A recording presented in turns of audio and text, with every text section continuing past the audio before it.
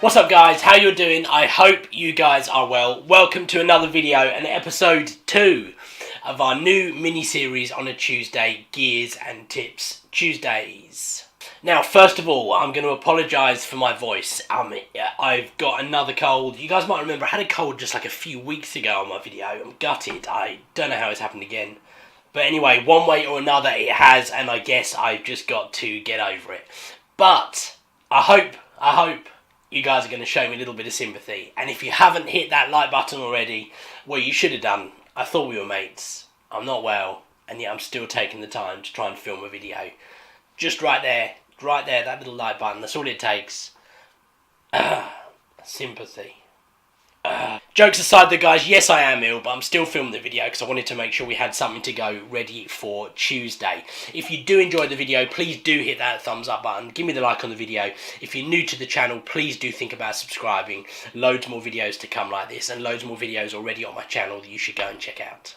Don't forget to check out my social media channels. You can find me on Instagram, and in fact yesterday, or day before yesterday when you guys are watching this video, we actually did a Q&A on Instagram Live, mainly driven by the fact that YouTube went down, and so I couldn't do my live Q&A on YouTube. I was gutted, but actually the Q&A on Instagram worked out really well, so I probably will do that again, and if you want to be a part of it, you need to be joining over at Rob Samble Sport. I'll put it on the screen right here. That's my Instagram channel where I will generally do the Q&As. I've got 2 other channels too.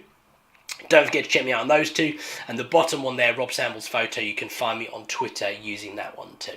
So for today's Gears and Tips Tuesday, I wanted to answer a question that I get asked probably more than any other question when people email me. Is, hey Rob, I'm using this lens currently, or this camera currently, what lens do you think I should buy next? And the answer that I probably put back to people more than anything else is the first lens you should buy if you're looking to try to get into sports photography, or at the very least the first serious lens you should buy is, drum roll, is, in fact, hold up, pause.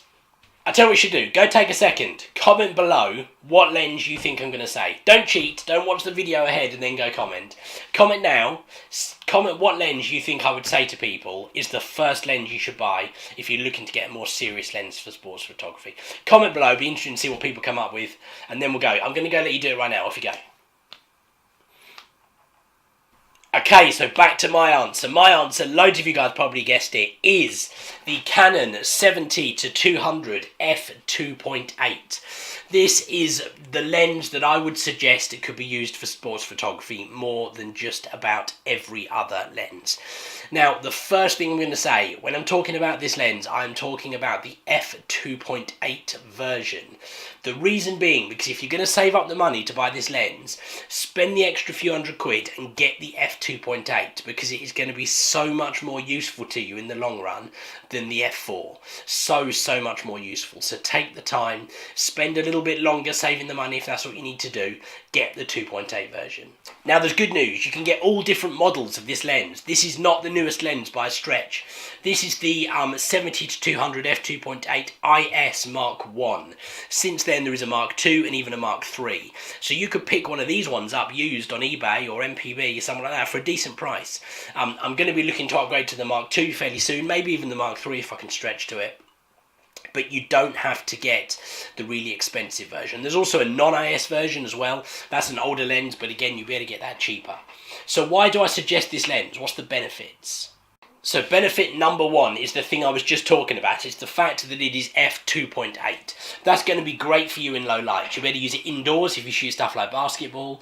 You'll be able to use it outdoors at night, maybe under floodlights if you shoot something like football. With the f2.8, you'll still be able to get a fast enough shutter speed that the lens is useful in those kind of conditions. Those of you guys like myself who've used an f4 lens in the lower light, it's much harder to get a higher shutter speed, and if your shutter speed's too low, your photos go blurry. So the fact is f2.8 is the first big benefit. The second benefit is the focal range. 70-200 is a perfect focal range. If you're shooting on a full frame camera, that 70-200 gives you a nice sort of, reach in terms of like football. You better cover the whole half the field nearest to you. If you're shooting on a crop body, you'll actually better reach a little bit further, because that 200 is going to be more like, God, what would that be? Like 300 something for you. Is that right? God, Rob, I know you're a bit ill, but come on, do the maths. Yeah, it's going to be just over 300mm, which could be really handy for you, real good focal length for a bit of football too. So many people, when they message me about lenses, are talking about how they can get like 300mm or 400mm reach. But actually, before you get to that, focus on the 70-200, because really the only thing you won't be able to do with the 70-200 will be the far half of the pitch with some of the field sports. And does that necessarily matter?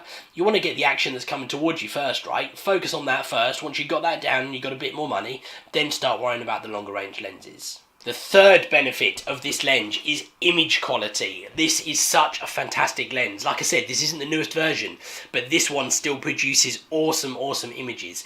And the Mark II and the Mark III are going to be even better. Nice and sharp, nice colours, everything. I really love this lens. And benefit number 4 is going to be the versatility of the lens. So yes, of course this is good for sports, but you're not just going to be shooting sports, right? You want to have a camera and a lens that you can use for the rest of your life as well. This lens can be used for everything. It can be used for landscape photography. It's great for portraits. It's an awesome focal length for portraits, especially if you stand a bit further back and shoot at a longer focal length. You really crush the backgrounds and get that awesome kind of look on the portrait. I know people who use this kind of lens for wedding photography, air shows, events, school events, all kinds of stuff like that. So it's a really versatile lens, not just good for sports. And I think that pretty much rounds it up, guys. Going to be a shorter video today because my throat is about to fall out and I think I need to go and tear it out and just get a new one fitted, or go and drink a gallon of Lemsip, because I think that's probably what I should do. I'm joking, don't drink a gallon of Lemsip. You're going to end up in hospital and someone's going to sue me or something like that. Don't drink about a gallon of Lemsip. That's obviously a stupid idea. But jokes aside, guys, if you did enjoy the video, if you found it useful, probably more aimed at some of our beginner photographers out there, of course, but that's a big part of what my channel is about. If you did enjoy the video, please do hit that like button, subscribe if you are new, and I'm going to see you guys on the next video, which will be on Friday, and it is going to be a tour of this office right here, so it should be a cool video. I'll see you guys then.